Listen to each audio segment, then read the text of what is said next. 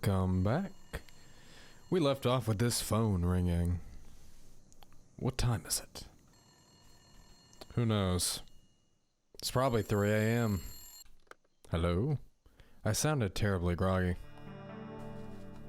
The voice. Nikolai, you are in great danger. You need to be extremely careful. A voice said in Russian. I was still half asleep, so I couldn't really understand what was going on. Who is this? I repeat, be extremely careful. Pay particular attention to what you are doing, who you talk to, and what you talk about. The voice sounded unnatural, as though the speaker had a cloth pressed against the receiver. What do you want? You've been warned. Beeping. Now I was really scared. Should I call the police? What would I say? No ordinary school kid of interest to anyone. A note and a telephone call. It all added up to a prank. But the first thing I did was to unlock all the doors, or lock all the doors and unplug the phone. Yes, we need to unlock all the doors and plug in the phone. That sounds horrible.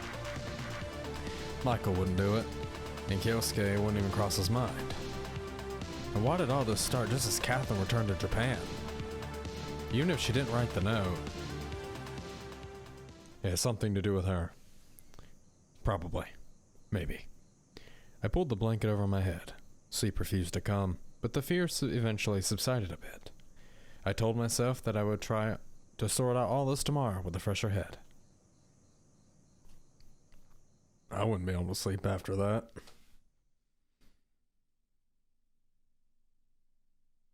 Nine 1987. So today's the 9th, that was the 8th. Day. Okay. Random jibber jabber. I woke up late, it was already past noon. The house was quiet. Too quiet, really. I missed school again. Oh well, hell with it. After all, my life was on the line now. Or was I being overly dramatic? I walked into the kitchen and stood there in stupor. My head felt heavy, thoughts jumbled together. I wanted to sleep a little longer, maybe just another 10 hours. A glass of cold water helped bring me back to my senses. I looked at myself in the mirror. Oddly enough, the black eye was gone. I checked all the doors and windows. They were locked securely, the way I had left them the night before. I found a note from Himitsu in the hall. I was worried, blah blah, will come by after school, more blah blah blah. Thank you, but no thank you. This must have been the first time in 18 years alive I'd faced a situation like this. The move to Japan at an early age, the challenges of adaptation, the death of my parents. All these had been tough, but they seemed more like fate than someone acting against me. This time was different. Something was threatening me directly. Someone was warning me, cautioning me, sincerely or not. But who could possibly be interested in me? Probably all the 4 girls who keep bothering. Or bothering you. Then it hit me. It was improbable that I would personally be of interest, but it might be about my parents. They'd immigrated from the Soviet Union after all, and they worked for the Kobayashi Corporation. And the voice on the phone yesterday had been speaking Russian. Sound was altered, sure, but it was clearly unaccented. I didn't know exactly what my parents were working on, but it may have been something serious. Like a bomb. Maybe. The most frustrating thing was that I knew nothing about it. Except who was gonna believe me? I had to act fast. I pulled out my dad's old address book and scanned through for the numbers of his coworkers. A few I met, some I'd heard of. In any case, anything was better than sitting and waiting. Good afternoon. No luck with the first dozen numbers. Some were no longer at their old jobs, others didn't pick up, one even passed away. I turned the page. There was a number written in my father's firm, even hand, and underneath it a name. Ichinose-san. Ichinose. I'd heard that last name before. Long dial tone. 1, 2. After 10, I was about to hang up when a familiar, elderly voice said on the other end, "Hello?" At that point I remembered. Ichinose-san used to visit frequently when I was younger. An ever-polite, affordable, good-natured old gentleman. He used to bring me candy and ask me about school and hobbies. Then he would sit with my dad and they would do smoking and talking. Wow. My English is as bad as this guy trying to speak Japanese. Good afternoon, my name is Nikolai Anokin, and I Oh, Nikolai. Long time no see. How are things? They're fine. I'm sorry about your parents. The voice in the receiver turned somber. I vaguely recalled seeing a Chinose-san at the funeral. Thank you. Actually, that's why I'm calling. I mean, not literally, of course. Sorry, I'm a bit nervous. Could you tell me about my dad's work? I knew he worked as an engineer, but what exactly did he work on? Has something happened? Why the sudden interest, and now of all times? To tell you the truth, something's happened, but it's not important. Why not? Can't you tell me? Yes, of course I could, but it's just... So, are you gonna tell me or not, or is it some kind of secret? Not a secret, but it's somewhat complicated. I get that's complicated. I'm not a child anymore. I grumbled back. So, what happened? Some people came by, asked questions about my father, about his work. I lied. Asked about his work, did they? Ichinose stretched out the words ambiguously. And what exactly did they ask? I don't know, I didn't tell them anything because I don't know anything myself. And how did they question you? A note. Should I be worried? That's for you to know. If I knew anything, I wouldn't be calling you, right? Nikolai, you shouldn't drag yourself into this. Why? No, this does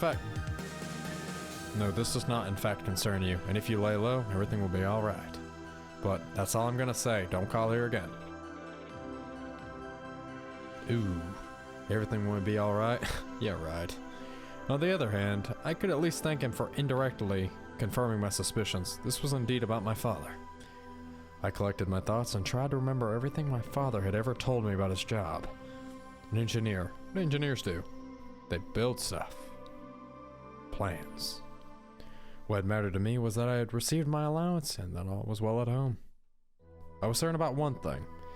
My father hadn't been working in conventional construction. Defense, maybe? Had he worked for the military? But what difference did that make? I still don't know a thing about his actual work. Unless the whole thing was someone's sick joke. The hour hand on the clock moved inexorably towards 3. I hadn't eaten breakfast yet. Himitsu would arrive soon. The note made that clear. Enough already. She wasn't my mother. Of course, as I thought, I felt the sting of my conscience. Still, I absolutely had to get some fresh air. I decided to go to my favorite bar for lunch. Yes, because you are an alcoholic. Even if it was the site of yesterday's unfortunate incident. The bell above the door rang as I entered, but none of the patrons looked my way. Hey, Koya. Been seeing a lot of you lately. Not that I don't enjoy your company, but after yesterday. I stopped in front of the bar not knowing what to say. No, my anger towards him had already passed. After all, people have their own lives and jobs to worry about. Will it be the usual? No, I've come for lunch. Got it. What would you like? Don't know. Give me a steak, I guess. It shall be done. The bartender managed to imitate the Japanese way of addressing guests to near perfection, but he twisted it in his own peculiar way, so he ended up sounding more like the overly hospitable host of a medieval tavern. I sat down at the table and sank into thought. The steak turned out well as expected. The food here was good as the beer. I was lazily picking my teeth with a toothpick when the doorbell rang out pleasantly again, signaling the arrival of a new customer. Standing in the doorway was Michael. Hello. That was one person I'd never expected to see here. Though why not? He noticed me and came to sit at my table. A split second later, the bartender appeared beside us and placed a menu in front of Michael. A friend of yours, Nicola? He asked in Russian, hideously drawing out the name in a French manner. Something like that, yes, a classmate. I replied in Japanese. What is the sir desire? Just coffee. Right away. Is school over? It is, and you didn't show up? Yeah, let's just say I had some business to take care of. He was from the States, and his parents have also been working in Japan for a while. We were never particularly close, but his seriousness and strange maturity commanded a certain respect. You could say that he was the perfect opposite of Kyosuke. I take it you don't want to go into detail. Not particularly. Some guys at school have been bragging that they beat up someone yesterday. And? It was hard to tell with Michael if he was hinting at me or just sharing gossip. You haven't heard anything about that? No. I see. He kept sipping his coffee, gazing somewhere past me. As uncommunicative as I could be at times, Michael was something else. Was he really comfortable now? So what's going on at school? The usual. And how's Catherine? The question slipped off my tongue of its own accord. I hadn't even thought about her until that moment. Michael set his cup down and stared at me intently. I don't know. We're not acquainted, remember? Alright. Back then we were in different classes. He kept looking at me strangely. What? Was there something between the two of you? You probably already heard everything from Kyosuke. But I'm asking you right now. Okay, yes. There used to be something, but that was a long time ago. And now? And now there's nothing. I see. Are you curious because you're from the same country? I'm just wondering, why did she enroll at this particular school? I don't know. You'd have to ask her. By now I was sick of this question, even if I usually was the one posing it to myself. Have you thought that maybe there's a reason behind it? What difference does it make? What I have or haven't thought? You don't know, Catherine. Thinking is wasted on her. Sorry, I didn't mean to upset you. It's nothing to do with you. I've got more important stuff on my mind, like people trying to kill me or something. If you didn't actually care, why ask so many questions? Anyway, this isn't the most pleasant of subjects. Sorry, I didn't realize that the two of you still... He coughed pointedly. It was an unpleasant topic for you. But he could have guessed. Imagine that. I felt like tossing some bills on the table and walking out, but I had a few friends as it was. This kind of behavior was pretty typical of Michael. Did anyone else ask about me at school? Not that I heard. I see. How are you doing anyway? Not too bad, except that I have no free time at all. I'm preparing for college admission. College admission? I drew out the words. Where do you want to go? Back to the States, most likely. What, tired of this place? I smirked. It's just that higher education is better there. Michael calmly responded. His words touched a nerve. Unlike him, I had little choice. And even if I wanted to, the best I could hope for with my grade was a minimum wage job. Our conversation had stalled right out of the gates. Well, I think I'll be heading out. See you at school tomorrow. See ya, he said in the same level tone. I waved goodbye to the bartender and left. As long as you paid for your stuff, you're good. Had the bar been a courtroom, Michael would have fit on par with the prosecutor to perfection. Stern, cold, dispassionate, operating only on facts. And what would my chances have been then, seeing how I flew off the handles at the drop of a hat? Oh man, you would have totally been arrested. 20 years in prison. No chance. I wandered aimlessly around the city, passing street after street and neighborhood after neighborhood. I found myself in a part of town where I'd never been before. A curious thing Tokyo was. Of course, much larger than my hometown, but back during my childhood, everything seemed huge to me. The apartment, the yard, the kindergarten, the store across the street. So my mind couldn't comfortably draw comparisons between that tiny place from my childhood and this multi-million person metropolis. I suppose I was always at ease in a crowd of perpetually rushing strangers. Sometimes I walked in the same direction as them, although in lockstep, and other times I went against the flow. The crowd paid me no attention, accepting me as one of their own, and thank goodness for that. Maybe because of this ability of mine, I noticed someone was following me. Ah yes, protagonist powers. Sure, it's often the case that a stranger happens to be going the same way as you. One turn, two, a crossing wouldn't be a problem. But when you're just wandering around and someone mimics your every move without fail, you know it's not a coincidence. I quickened my pace, crossed on red, turned into an alleyway, and walked briskly through it. There were two possibilities. Either I was being paranoid, or I'd managed to put some distance between me and him. I pretended to be checking out the TV behind the window of an electronics store. At least 5 minutes passed, but a mysterious pursuer hadn't shown up. It occurred to me that I'd finally lost my mind. That called for a sedative, or a drink. But I hadn't made it up. I was sure that someone had been following me. Who and why? That was another question. Maybe I relaxed too early. Was it worth checking again?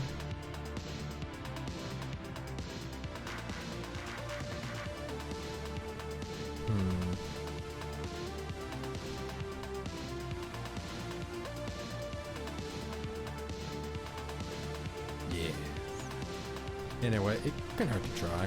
And if it was a professional shadowing me, then he wouldn't let me bust him so easily trust on around. I went to the clothing store quickly as I could, bought a brightly colored windbreaker and a cap after confirming no one's watching me from the street. If you want to hide something, hide it in plain sight. The idea worked in crowds as well. I darted into one of the numerous side streets, threw on the jacket and the hat, tucked the shopping bag behind a pipe and ran to the next street. I stopped around the corner next to the newsstand, drew the cap over my face and glanced around me. Sure enough, before long the now familiar figure appeared in the distance. It made sense. He'd gone down a parallel street instead of following up behind me. I made a half turn, hunched my shoulders, and even crouched slightly as to appear shorter. Our pursuer was looking around frantically, having clearly lost sight of me. Yet he passed right by the newsstand without paying attention to the guy in the flashy windbreaker. I followed him. The man was middle-aged, dressed in an unseasonably warm trench coat, dark pants, and black shoes. He looked like a typical office worker. He stopped at an intersection, looked around and sighed loudly. I was just 2 meters behind him. Lost someone? I finally ventured. Huh? He turned sharply and gave me a bewildered stare. No, everything's alright. Just as quickly, the stranger's expression went blank as he prepared to leave. Why are you following me? Following you? I wasn't following anyone. He regained his composure in the blink of an eye. I was supposed to meet someone here, but it looks like they aren't going to show up. That someone, is it me? Young man. He looked me up and down and continued coldly. This is the first time I've seen you. Then why follow someone you've never met? I have to go. I didn't try to stop him. That would have been someone else. But dang, things were going from bad to worse. First the notes, then the calls. The mysteries of my family's past, and now someone's trailing me. The one thing that brought relief was that I was still alive. A nervous laugh escaped my lips. Some schoolgirls nearby exchanged anxious whispers. Enough, it was time to put an end to this. I'll call my grandparents the very next day. It was already dark when I found myself in front of a music club I'd occasionally visit to see local underground bands. If daytime in Tokyo still felt as warm as in summer, the evenings were incredibly colder. I wrapped myself more tightly in my denim jacket and shivered. The house was some distance from the club, so it made sense to go in and warm up. I don't know, probably it'd be a better idea to, I don't know, go home and prepare for, I don't know, the fact that someone's chasing you and might be trying to kill you? Who knows? The inside of the club was pretty crowded. Cigarette smoke hung heavy, and the air was saturated with the spicy aroma of beer, sake, whiskey, plus God knows what else. Frankly, drinking hadn't been on my to-do list for the day, but this was too much to pass up. I got a beer from the bar and squeezed myself closer to the stage. The first band was playing some basic heavy metal.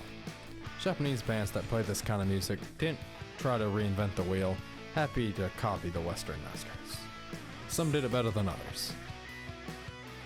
The band was only so-so, which is why the majority of the audience were occupied with anything and everything except listening to the music. The unfortunate metalheads couldn't possibly not have noticed, and by the end had given up, just trying not to make a complete fool of themselves. Then again, who was I to judge? I couldn't play my bass even at their level. The next band was dressed in 70s fashion, a sure sign that some old school rock was to follow, so I went off to one at the club. Although I'd come here from time to time, I never made any friends. Usually I just stood around by myself guzzling beer. It was pointless to expect international stars here, and I only cared about the local bands so far as they helped me while away another boring evening. I remembered how I brought Catherine here once, although she hadn't liked it at all. Mitsu meanwhile refused to go to concerts at all for some reason. A young couple was cuddling in the corner. I watched them for a good while and suddenly felt revulsion.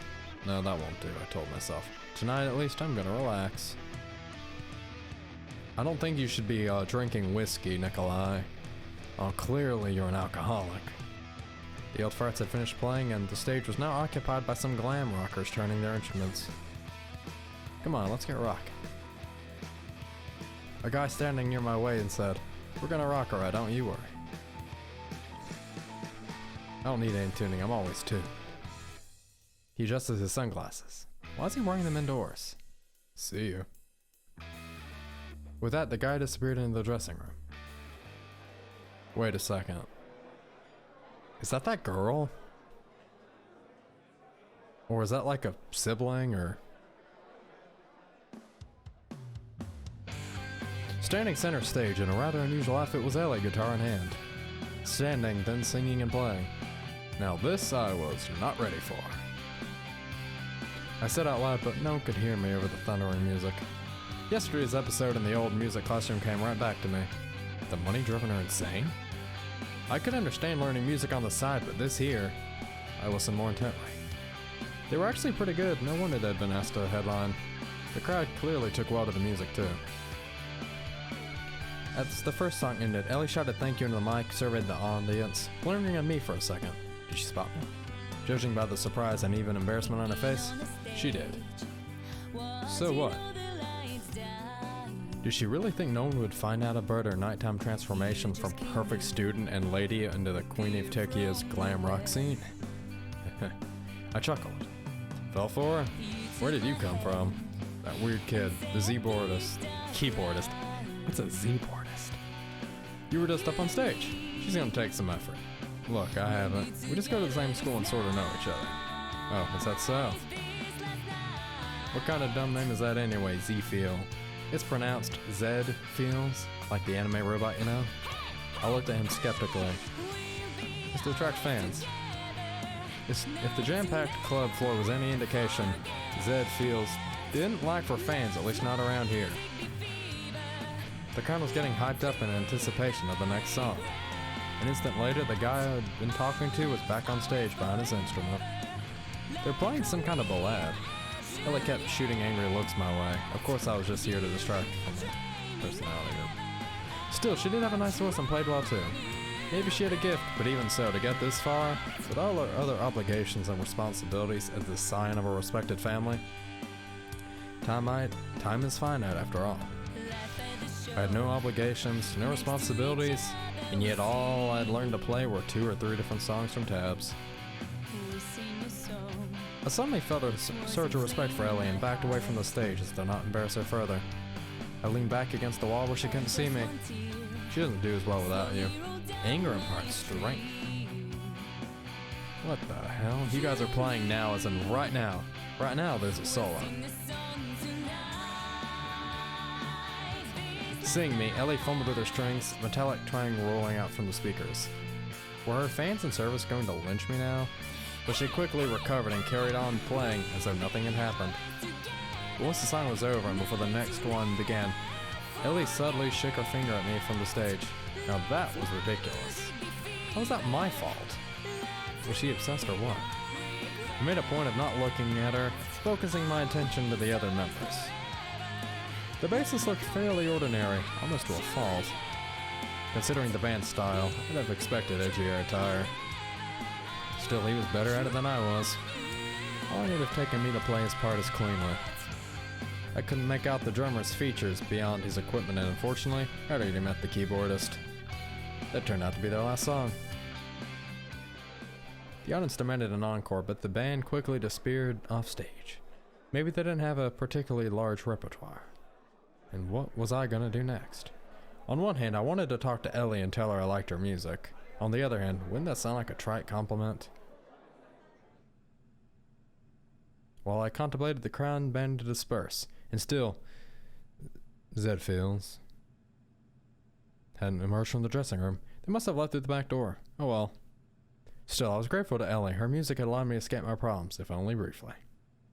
The club was almost empty now, but I remained frozen in the middle of the dance floor, immersed in my own thoughts.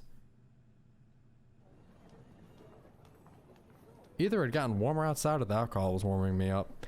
Actually, alcohol does not warm you up. It actually causes you to get colder. I mean, if you're freezing to death, don't drink alcohol. You will die. Fun fact. I spent a lot of time on the internet. Another note from Himitsu rested on the doorstep. Surely this time she could have let herself in with her key, right? But the note made it clear that I couldn't even begin to count on it. What did she think? That I was just out having fun? The note, the mysteries, the man shadowing me. Just because I couldn't tell her about the stuff didn't mean I didn't want to. So I'd gone to a concert. What did it matter? A guy has to enjoy some culture once in a while. Of course, none of this was Himitsu's fault. I was just tired of her incessant, misplaced worrying. I'd started to feel like I was in a cage when I was around her. Children usually become more independent as they age, but Himitsu had essentially replaced my deceased parents, and a little had actually changed in my life. But to take all that for granted. Did I really feel no gratitude towards her? Judging by the note, she wasn't just upset but hurt too. Maybe I could call her. If I needed to give any detail, just tell her that everything was okay. I could of course stop by her place, but it was already late. I reeked of alcohol, and a phone call was enough in the situation. I dialed the phone number I'd known since childhood.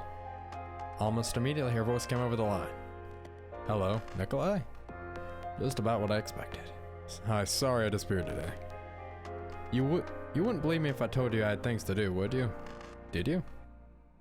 I'm hurt you're hiding something from me. If I was, there'd be good reasons for it. But I'm not hiding anything. The inane laugh was meant to diffuse the situation. You know I'm always here for you if something happens.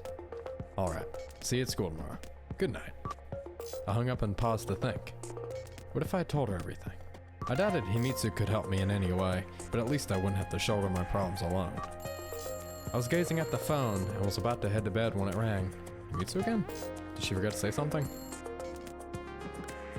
Yeah, hi. I started automatically. Ichinose, Nikolai. But I was wrong. It was Ichinose-san. I'm listening. I thought I heard about whether to call you. After I did tell you this morning to keep out of this business, but I owe much to your father, you see. And since he's no longer with us, the least I can do is pay my debt to his son. I simply didn't know what to say. Are you listening to me? Yeah, absolutely. All ears. I don't know all that much myself, nor did your father, I suspect, but there is a person. Write this down. No, memorize it. His name is Akira Shinji. He used to work with their father and I, but he was laid off. He now owns a little restaurant somewhere on the waterfront. Nikolai, I don't know if you're in any danger, but please be careful. What waterfront exactly? There's so many in Tokyo. The name's pretty common too. I have to go. Take care of yourself. He was clearly afraid of something. Afraid, yes, but he still called and warned me, and even gave me a clue.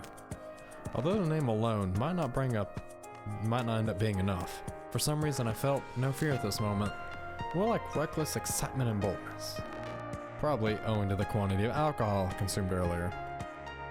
Yeah, that kind of happens. You lose your inhibitions and common sense when you drink. The second I got off the call with Ichinose, I felt incredibly sleepy. Probably the alcohol. Did you lock all your doors? Otherwise you might wake up in a carriage with someone saying, "Ah, you're finally awake."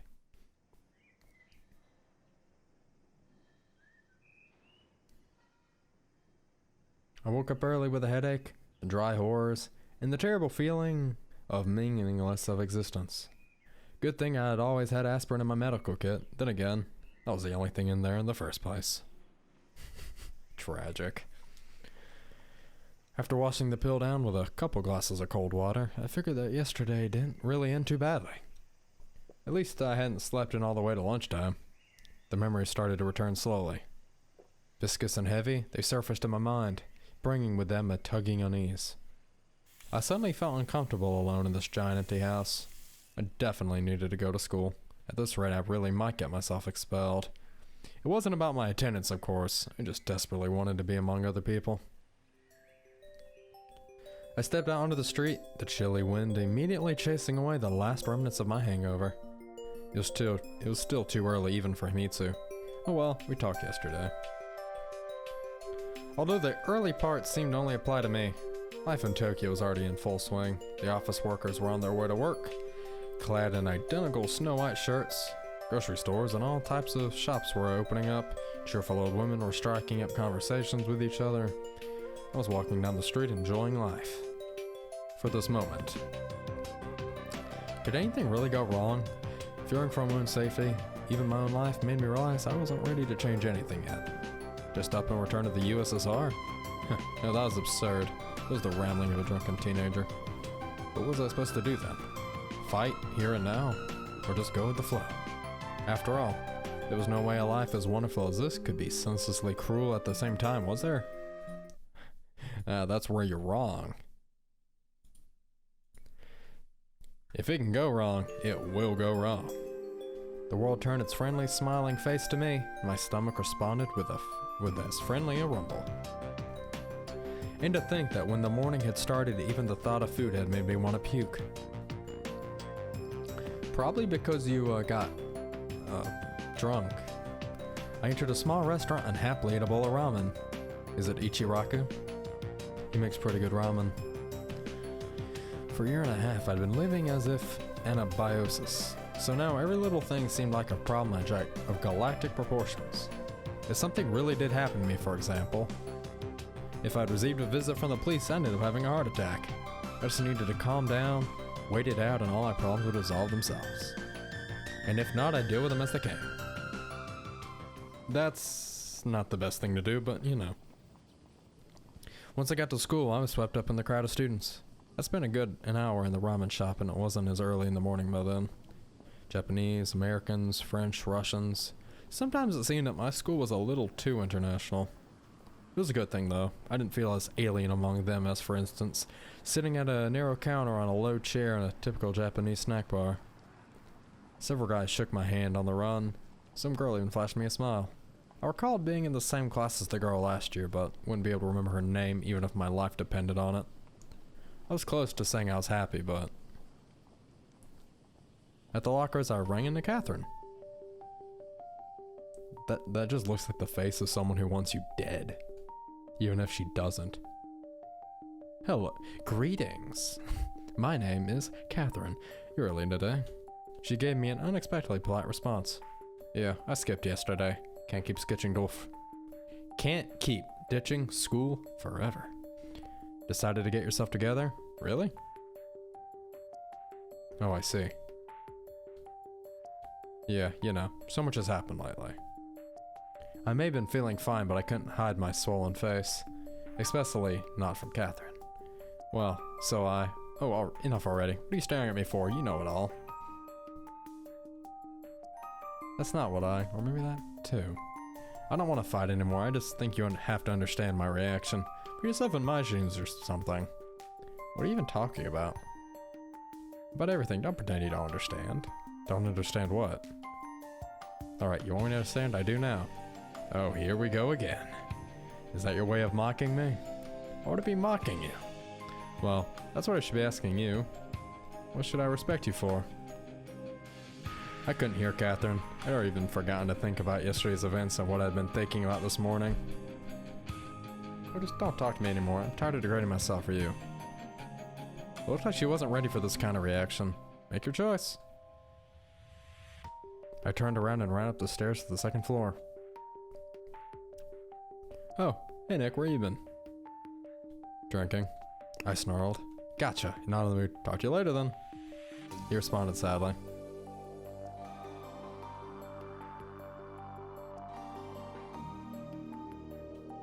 It had stopped being mockery and turned into outright cruelty.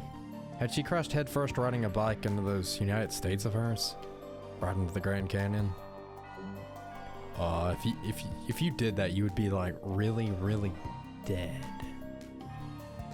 During the lesson, I could only think about Catherine, a burning to the point of shuddering desire to turn around and look at her swelling in my chest. I couldn't manage to distract myself with anything. Yesterday's conversation with Ichinose and the mysterious threat hanging over my head seemed to have suddenly lost all meaning. A single thought was pulsating in my head that I needed to sort out my relationship with her once and for all. I couldn't figure out if I loved her or not later, and now I needed to... Needed to what? Gosh dang it, I can't do this anymore. With a loud thud, I hit my desk with my forehead. Anoki-kun, are you alright? Couldn't be better, Sensei. Just checking if there's anything in my head. He's seen a lot working at this school. Maybe you should go to the doctor. No, I'm telling you, I'm fine. Well, do what you want, just don't interfere with the lesson. After that circus performance, I felt a bit better. Surprisingly, the planet kept spinning, paying no attention to my problems.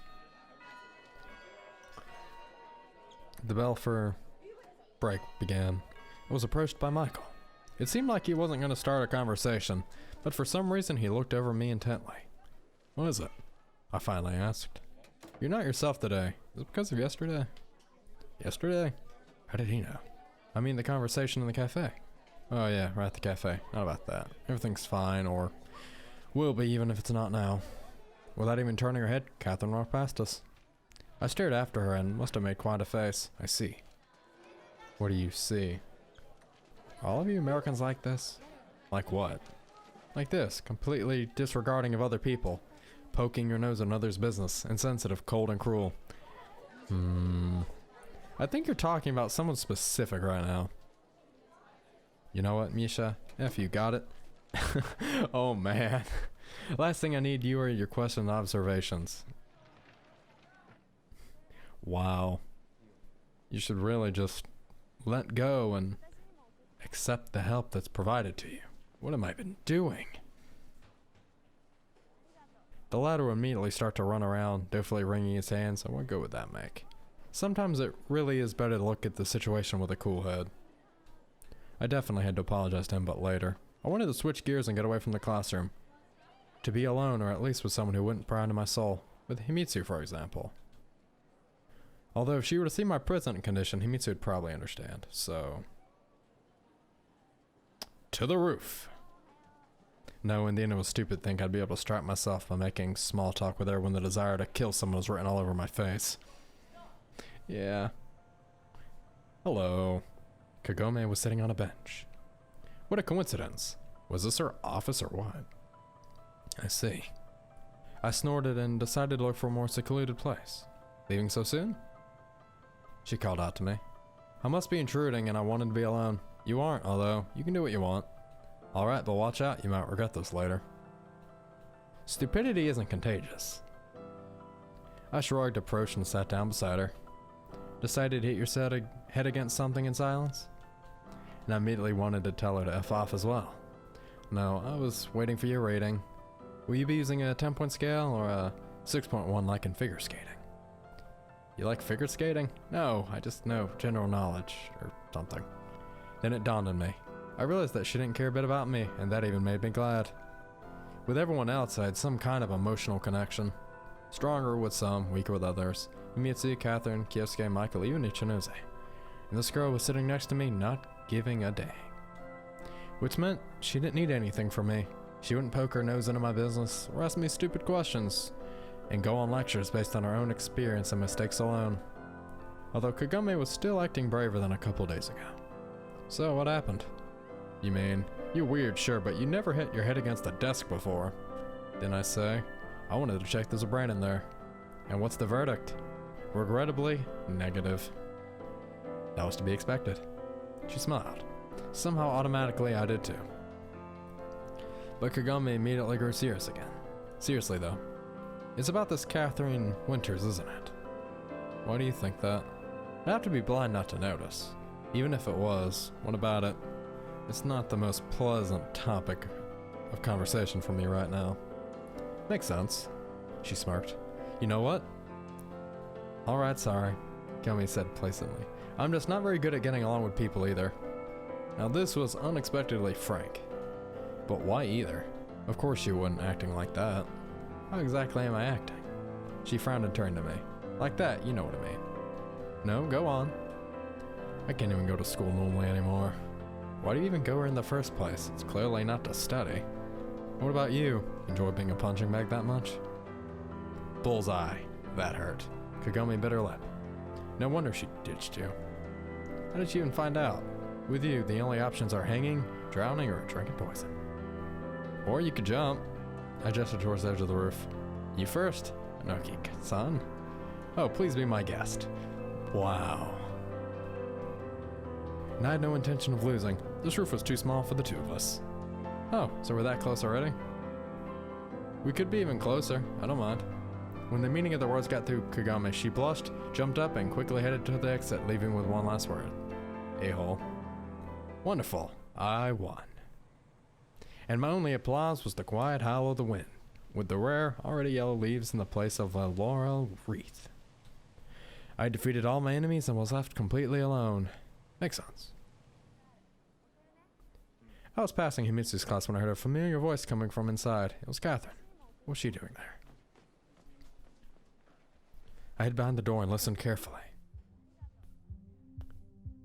Thank goodness for the thin walls of Japanese schools. It was also quite fortunate that Catherine occupied the desk closest to the door. Even if it wasn't our class, that's the Catherine I knew. How do you think? No, I'm just glad you're back. Are you now? Well, if you wanted to search for hidden meanings in every word, I'll leave it you to it. I might have expected that. No, I actually should have expected that. Don't pretend nothing happened. But nothing did happen. It hasn't been happening for a past year and a half, and even if we're pretending, we're good at that. Mitsu wasn't talking very loudly, but suddenly went silent, gasping for air as if after a desperate scream. Why now of all times? If it was up to me, I never would have returned here. How convenient for you. You leave when you're most needed, and it's not your fault. You come back when you're not needed at all, and it's not your fault. And how are we to live now? Tell me. I never expected a reaction like this from Himitsu. Well, sure. I'd known for a while that she was no longer the 8-year-old girl I'd met when I didn't know a single word of Japanese. In many ways, she's more mature than me. But to see someone close to you like that, I guess I just wasn't ready. Now what should I do? Tell me. Why in the world should I adjust myself according to you, to him, to the two of you? For you, life is so simple. Pride, you say. More like self-respect. You could use some of yourself acting like what? It's weird that none of Himitsu's classmates were paying attention to them. This certainly didn't seem like a friendly conversation. If only he knew the whole truth. Then tell him. I can't. Oh, so that's how it is. Then what do you intend to do next? You can't ignore his feelings? What about my feelings? Has anyone thought about them? What? But Catherine really continued. I can't stand being near him. Then don't be. Free us from your presence. It'd be easier for everyone. Don't worry. I will. There's less than a year of school left. But for this entire year, it won't break you, I'm sure.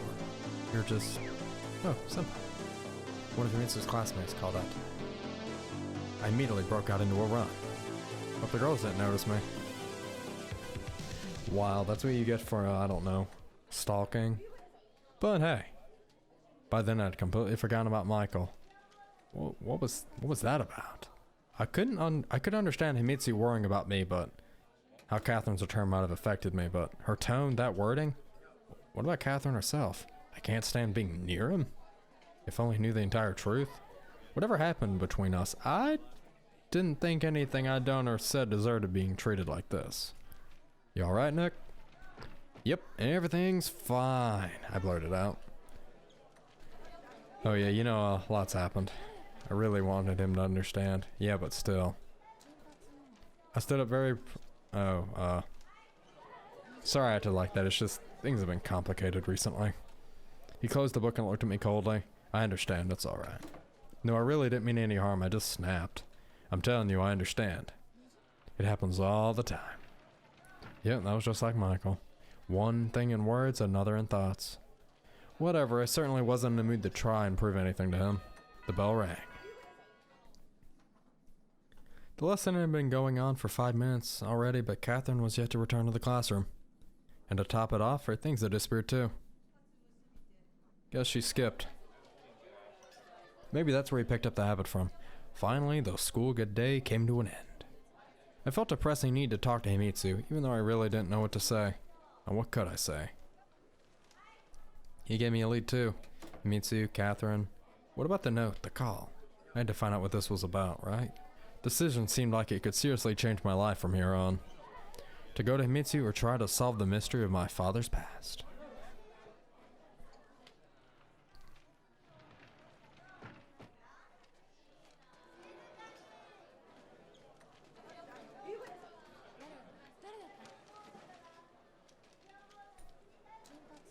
Ultimately, Himitsu wasn't about to disappear and I had more important things to do. We gotta figure out what we're getting. How many waterfronts did Tokyo have exactly? I really didn't know. I should have asked the Ichinose which one. Although it seemed like he wasn't sure where to look for the Sakura himself. Well, just wonderful. Go I know not whither and fetch I know not what. And then the most obvious idea came to my head. I need to call the information center. Well, good afternoon. I'm looking for a man called Akira Shinji. I know that he owns a restaurant somewhere on a waterfront. Please wait. Unfortunately, I could not find anyone by that name. Are you sure? Yes. Is there anything I can help you with? Could you give me a list of the restaurants with owners whose surnames are Akira? One restaurant. Could you please spell out the address? For better or worse, I had nothing else to do today.